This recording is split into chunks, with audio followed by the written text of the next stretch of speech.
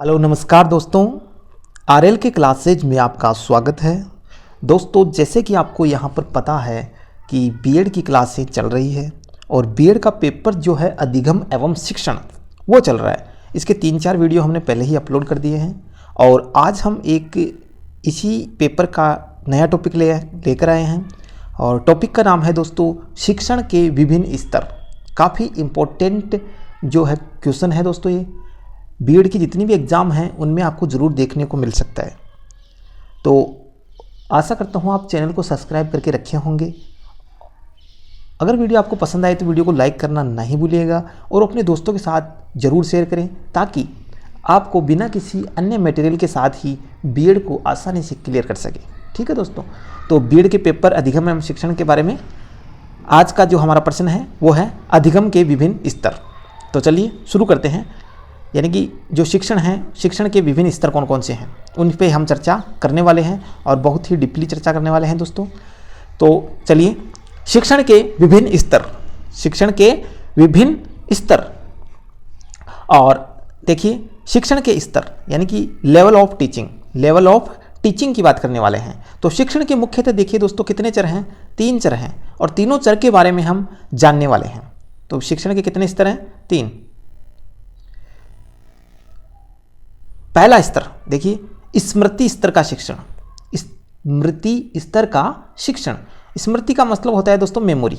ठीक है, स्तर का मतलब आप जानते हैं लेवल और इस शिक्षण का मतलब जानते हैं टीचिंग। तो मेमोरी लेवल ऑफ टीचिंग यानी कि स्मृति स्तर का शिक्षण क्या होता है, देखिए यह शिक्षण की प्रारंभिक अवस्था होती है। इस स्तर के शिक्षण को सामान्य रूप से विचारहीन स्तर माना जाता है। विचारहीन, समझ रहे होंगे आप, विचारहीन है ये। ठीक है, जिसमें कि तथ्यों एवं सूचनाओं के प्रस्तुतिकरण एवं रटने पर बल दिया जाता है। इसमें किस पे बल दिया जाता है, तथ्य और सूचनाओं को प्रस्तुतिकरण करने पर और रटने पर बल दिया जाता है। विषय वस्तु के कंठस्थ कर लेने मात्र से ही शिक्षण की सफलता सिद्ध हो जाती है।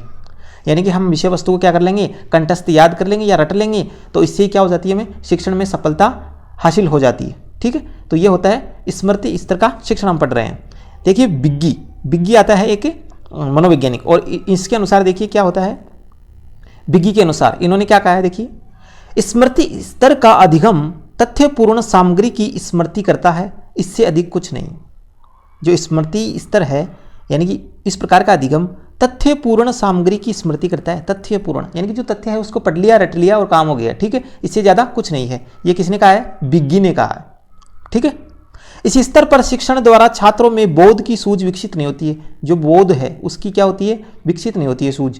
अधिगम को विकसित करने के लिए इस स्तर के शिक्षण प्रस्तुतिकरण, अभ्यास तथा पुनरावृत्ति को प्रमुख स्थान दिया जाता है। प्रस्तुतिकरण, अभ्यास और पुनरावृत्ति को इसमें क्या दिया जाता है, प्रमुख स्थान। शिक्षण में तथ्यों के प्रस्तुतिकरण तथा उनके रटने पर विशेष बल दिया गया है। रटने पर भी बल देते हैं।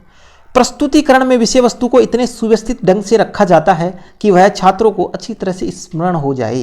यानी कि इस प्रकार के जो शिक्षण स्तर में क्या किया जाता है, बच्चों को एक प्रस्तुतिकरण दिया जाता है, अभ्यास करवाया जाता है और पुनरावृत्ति करवाई जाती है। और उसमें क्या है, विषय वस्तुओं यानी विषय वस्तु को क्या करवाया जाता है, सुव्यवस्थित ढंग से रटवाया जाता है। ठीक है, ताकि बच्चों को अच्छे से क्या हो जाए, याद हो जाए, यानी कि स्मरण हो जाए। ठीक है, तो शिक्षण का एकमात्र उद्देश्य पाठ को याद करा देना होता है। इसमें क्या होता है कि शिक्षण का एकमात्र उद्देश्य क्या होता है कि पाठ बच्चों को कैसे भी करके याद करवाना है। इस स्तर पर अधिगम का बुद्धि से कोई धनात्मक संबंध नहीं होता है। यानी कि बच्चों को अलग से दिमाग लगाने की कोई आवश्यकता नहीं होती है, क्योंकि एक मंद बुद्धि बालक की तथ्यों को रटने तथा कंटेस्ट करने की क्षमता एवं तीव्र बुद्धि के बालकों से अधिक अच्छी हो सकती है। यानी कि एक मंद बुद्धि बालक भी तथ्यों को रट सकता है और जबकि जो तीव्र बुद्धि वाले बच्चे होते हैं वो भी रट सकते हैं। तो इसकी स्पीड का अंतर हो सकता है, बाकी काम दोनों कर सकते हैं। शिक्षक बहुत अच्छे सक्रिय तथा छात्र एक निष्क्रिय अधिगमकर्ता के रूप में होता है। यानी कि इसमें क्या होते हैं, शिक्षक जो है वो सक्रिय होता है और छात्र एक निष्क्रिय होता है। इसमें पुनः स्मरण और प्रत्याभिज्ञान अत्यंत महत्वपूर्ण स्थान रखते हैं। छात्र पाठ को कंठस्थ कर लेता है और बिना गलती किए हुए ज्यों की त्यों उसकी मौखिक या लिखित आवृत्ति करते रहते हैं। यानी कि छात्र क्या करते हैं, पाठ को कंठस्थ रट लेते हैं और बिना गलती किए हुए ज्यों की त्यों उसको मौखिक या लिखित परीक्षा में लिख देते हैं या बोल देते हैं। तो ये होता है पहला स्तर। ठीक है, शिक्षण का पहला स्तर हमने पढ़ लिया है। अब हम बात करने वाले हैं शिक्षण का दूसरा स्तर कौन सा है। तो दूसरा स्तर जो होता है दोस्तों बोध स्तर का शिक्षण, यानी कि बोध, अवबोध का नाम आपने सुना होगा, वही बोध है ये। तो अवबोध स्तर का शिक्षण, इसमें देखिए क्या होता है, यह शिक्षण की द्वितीय अवस्था है, क्योंकि प्रथम हम पढ़ चुके हैं, तो ये बोध कौन सी होगी, द्वितीय अवस्था है। इस शिक्षण के स्तर को सामान्य रूप से स्मृति स्तर के विचारहीन एवं चिंतन स्तर के विचार युक्त शिक्षण के मध्य का माना जाता है। स्मृति स्तर और चिंतन स्तर के मध्य का इसको माना जाता है, किसको, बोध स्तर को। ठीक है, ध्यान रखिएगा। बोध स्तर में शिक्षार्थियों को सामान्यीकरण सिद्धांतों व तथ्यों का संबंध का बोध या प्रत्यक्षीकरण या अनुभूवीकरण करवाई जाती है। ठीक है, क्या किया जाता है इसमें, देखिए बोध स्तर का जो शिक्षण होता है इसमें विद्यार्थियों को सामान्यीकरण सिद्धांतों व तथ्यों का संबंध का बोध करवाया जाता है। ठीक है, स्मृति स्तर का शिक्षण इसकी प्रथम आवश्यकता है। इस स्तर के शिक्षण में नार्थियों के अनुसम्मुख तथा तथ्यों एवं सिद्धांतों के संबंध तथा सामान्य सिद्धांतों के वर्णन के माध्यम से बोध को प्रस्तुत करता है, यानी कि बोध करवाया जाता है सामान्य सिद्धांतों का वर्णन करवा के। ठीक है, शिक्षक अपने अनुदेशन को बोध स्तर पर लाने का प्रयास करता है। जो शिक्षक होता है वो अनुदेशन जो करवाता है वो बोध स्तर से करवाता है। ठीक है, यदि वह बोध स्तर तक शिक्षण लाने में सफल हो जाता है, उस स्थिति में शिक्षार्थियों में नियमों को पहचानने, समझने, अनुभूति करने तथा तथ्यों में संबंध देखने तथा उनके प्रयोग करने की क्षमता का विकास हो जाता है, जिससे शिक्षण की प्रक्रिया जो है अर्थपूर्ण रूप से ग्रहण कर लेती है। ठीक है, इसमें भी बिग्गी है, और बिग्गी के अनुसार देखिए इन्होंने क्या कहा है बोध स्तर का जो शिक्षण है उसके बारे में। बोध स्तर का शिक्षण वह शिक्षण है जो शिक्षार्थियों में सामान्य एवं विशेष अर्थात सिद्धांतों एवं तथ्यों में संबंध का ज्ञान कराने का प्रयत्न करता है और उन उपयोगों का विकास करता है जिसमें कि सिद्धांतों का प्रयोग किया जा सकता है। ठीक है, तो बोध स्तर का शिक्षण छात्रों में विषय वस्तु का बोध या समझ विकसित करने के लिए होता है।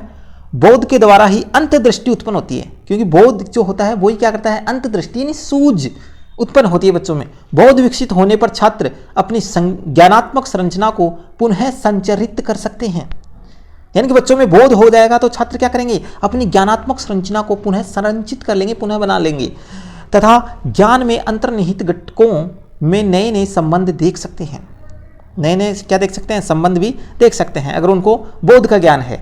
अब हम बात करने वाले हैं अंतिम और तीसरे स्तर का शिक्षण की।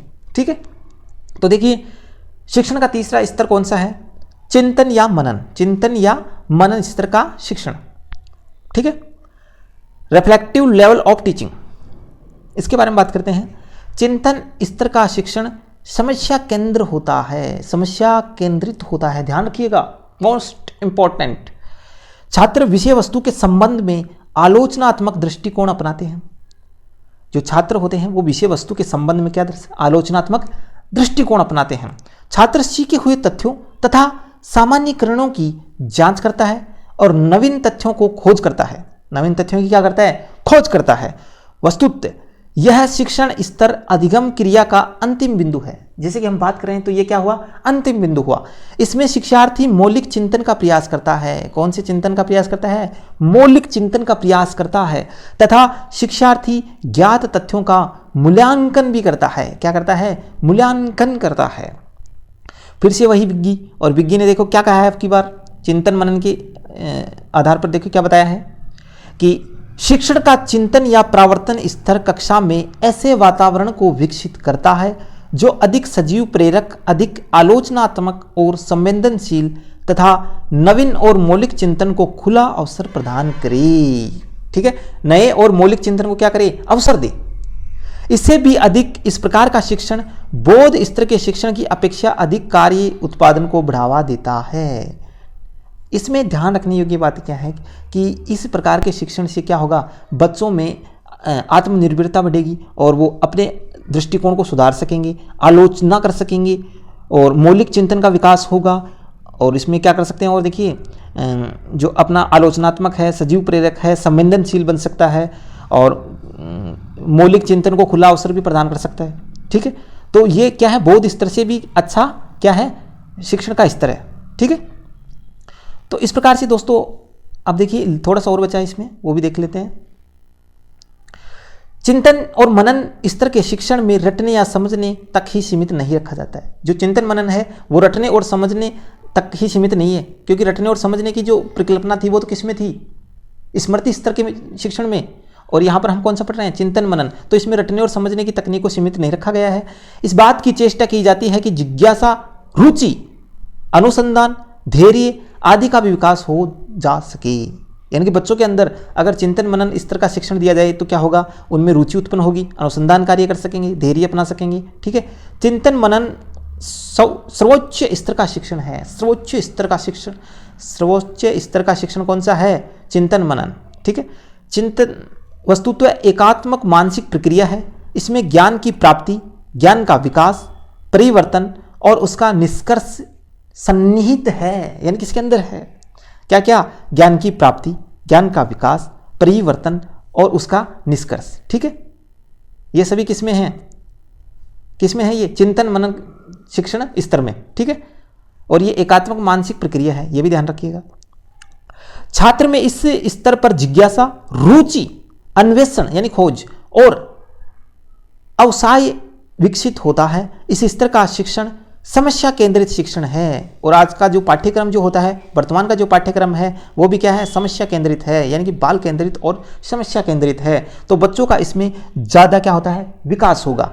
तो आज हमने क्या देखा दोस्तों, शिक्षण के 3 स्तर देखे हैं। 3 स्तर हमने कौन कौन से देखे हैं, चिंतन मनन का स्तर देखा हमने, बौद्ध स्तर देखा और स्मृति स्तर देखा, ठीक है दोस्तों। तो इस प्रकार से हमने एक आज क्या कर लिया, टॉपिक को कंप्लीट कर लिया है। एक प्रश्न आपका तैयार हो चुका है। इसकी आपको पीडीएफ चाहिए तो आप हमारे वेबसाइट पर जा सकते हैं। वेबसाइट का नाम हमारा क्या है दोस्तों, जो हमारे यूट्यूब चैनल का नाम है, इसी के आगे आपको .in लगा देना है, यानी कि rlkclasses.in, और वहाँ से आप इसको पीडीएफ डाउनलोड कर सकते हैं। इसके साथ ही हम अपने यूट्यूब चैनल पर बहुत प्रकार के लेसन प्लान भी उपलब्ध करवाते रहते हैं, तो वो भी आप वहाँ से पीडीएफ डाउनलोड कर सकते हैं। चैनल को अभी तक आपने सब्सक्राइब नहीं किया तो प्लीज़ इसको सब्सक्राइब करें। आपकी बीएड कंप्लीट करवाएंगे हम, बीएड के सारे पेपर जो हैं वो आपको यहाँ मिलने वाले हैं, तो इसलिए हमसे जुड़े रहिए। और जो पहले से जुड़े हैं उनका भी बहुत बहुत धन्यवाद। हम मिलेंगे नई वीडियो में, तब तक के लिए जय हिंद।